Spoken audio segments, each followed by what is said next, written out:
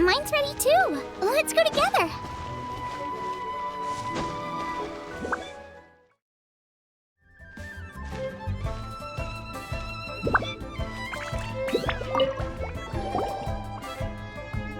We're back!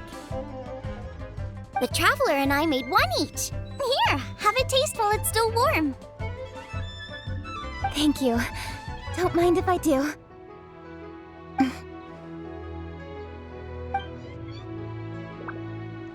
Huh? What is it? What does that face mean?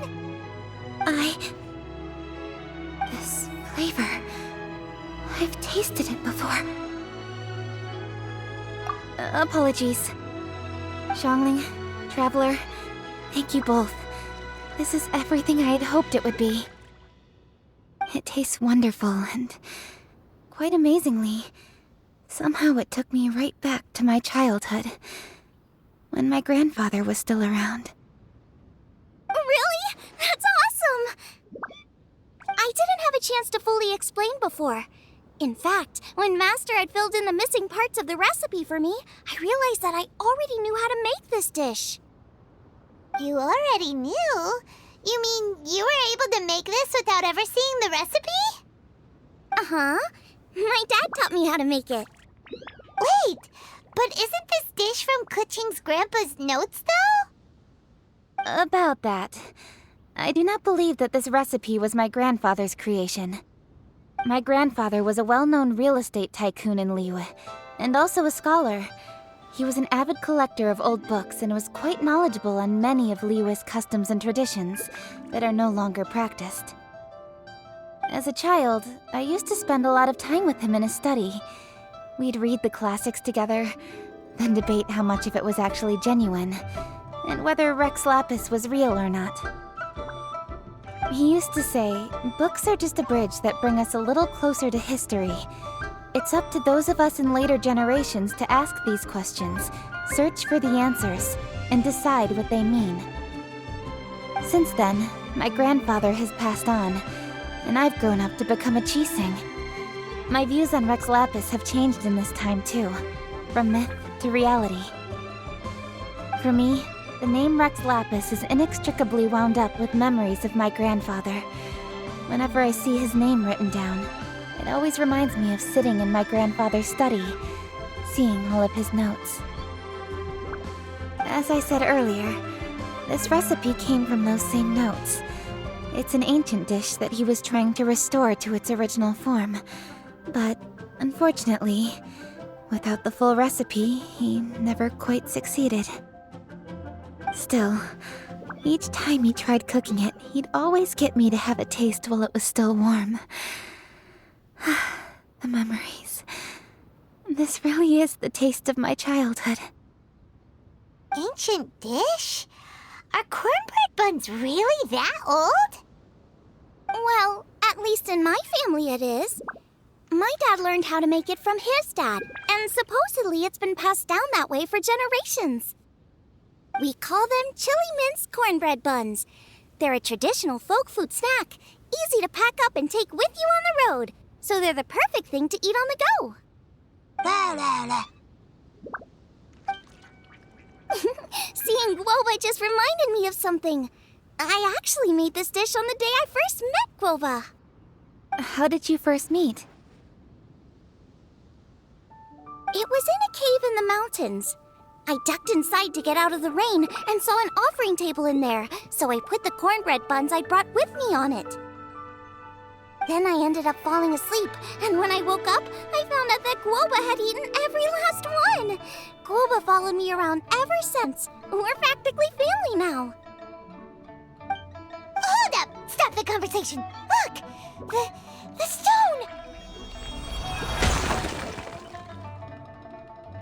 It burst open! It's... Guoba? What are you... What? Ah, I see the chili mince cornbread buns have been served. Master! Granny, look! The stone god statue looks just like Guoba! Oh, indeed it does. After all, Guoba is the deity you've been searching for. God of the stove. Guoba is a god?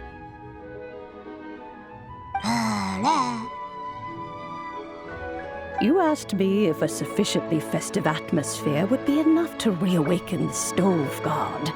And my answer is this: yes and no.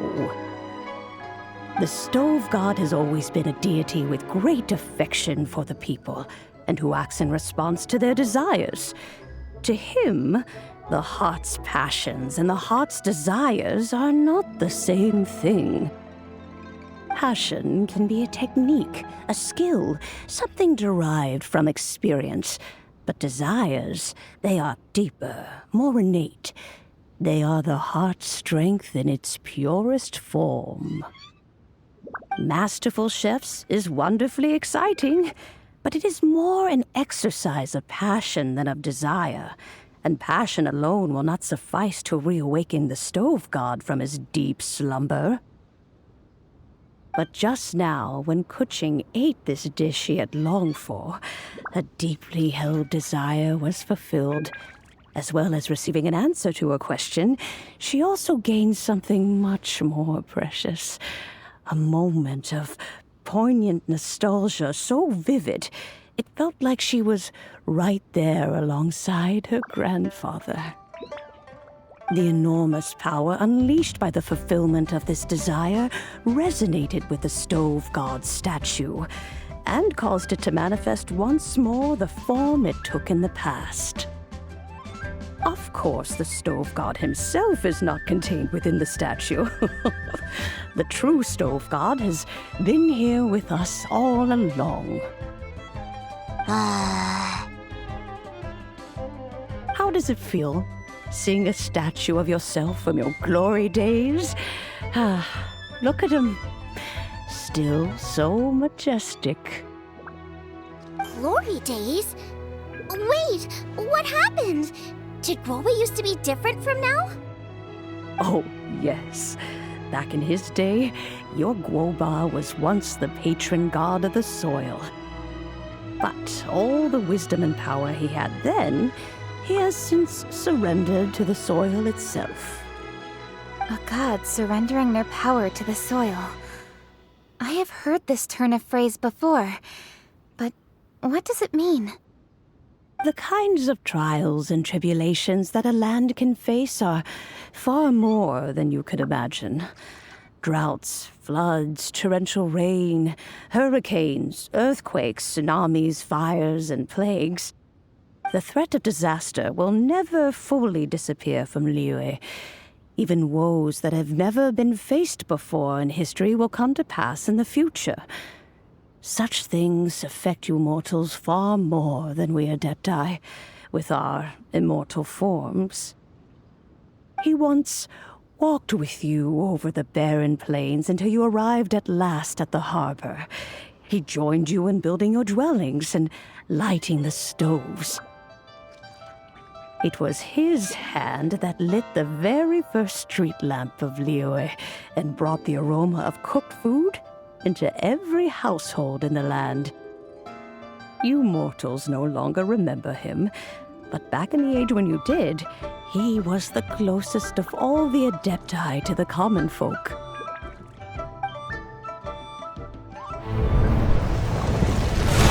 Marchosius, god of the stove, born from a spark when stone struck stone. He was a god with a great love for humanity and their well-being. Millennia ago, the people sought to expand their city. They built a dwelling on the plains and called it the KLEE Assembly. The stove god cared greatly for the people, turning himself into minions who went into every home, fostering food and solidarity alike. Alas, their home was taken by a flood. The waters ravaged the KLEE Assembly and forced the people back south to Liyue Harbor. Though the distance was not far, the journey was plagued by a terrible storm. For a dozen days, the Adepti stayed by their side. During this time, the stove god cooked an ancient delicacy, flatbread with a meat sauce to stave off the cold and damp, fit for those on the move. Centuries later, disaster and plague arose once more. The stove god would appear no longer, for he placed all of his power into the land itself to quell the calamities. His power expended, and his wits greatly reduced. Thus his body decreased in size. By the time he parted ways with us, he wasn't even the height of a human. He told Rex Lapis and I of the dishes that bring joy and of the secrets of the flame, then went into the mountains and entered into a long slumber.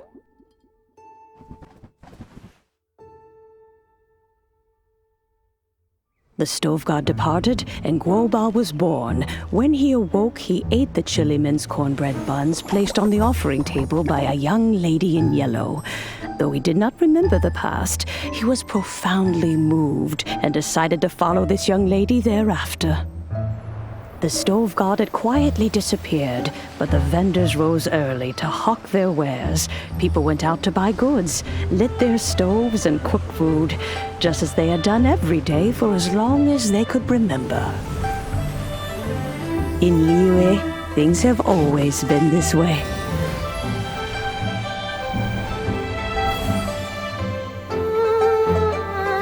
Nature provides, the mountains rejoice. We are blessed by heaven's good grace. Years have gone by. The world has transformed, but our way of life survives.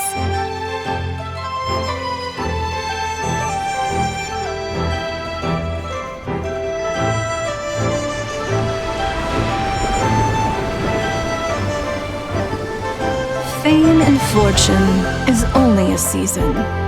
It is the moment that we should embrace.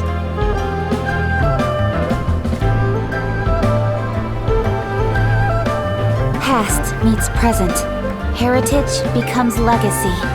Long into the future may we thrive. You once told me that dining is the profoundest of customs in the human world. To eat well is to consume vitality itself, and to drink well is to partake of the very essence of the world. It is a matter of paramount importance, you said, for people cannot face the arduous journey ahead on an empty stomach. At once a humble affair and a profound one. A humble meal of maize and spring water is also profound in that.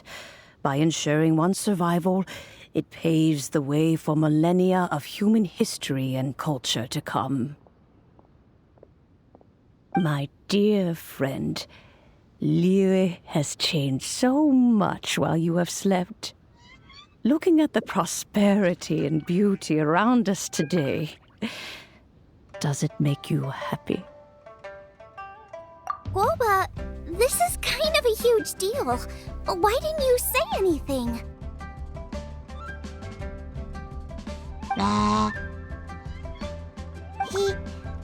He is not who he once was. Even the power of speech evades him now. There's no way he could have told you. Oh. Guoba, but... Zhongling.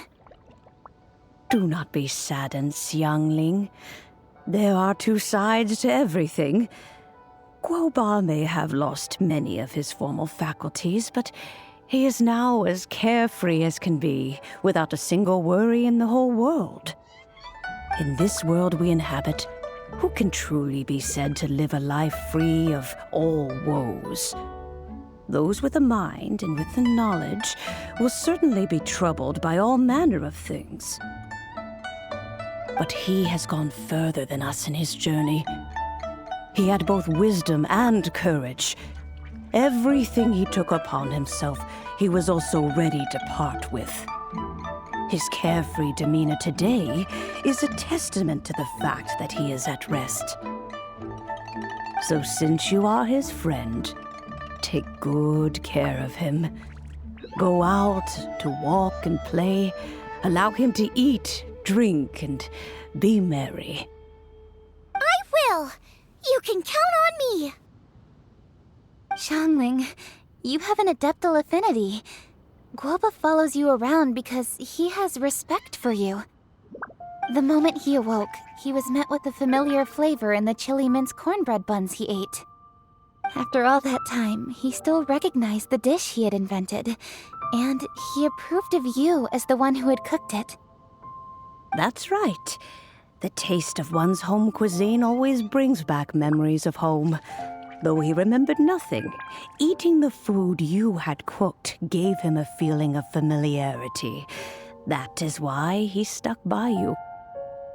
You may be the first person in history to give the stove god the experience of being a satisfied customer. That makes you quite a remarkable chef. If that's true, I couldn't be happier. Because putting a smile on customers' faces is what we chefs are called to do. Well then, it's getting late and I still have things to do. Time for me to say goodbye. Traveler, Paimon, Xiangling, thank you all very much. I look forward to spending more time together in the future.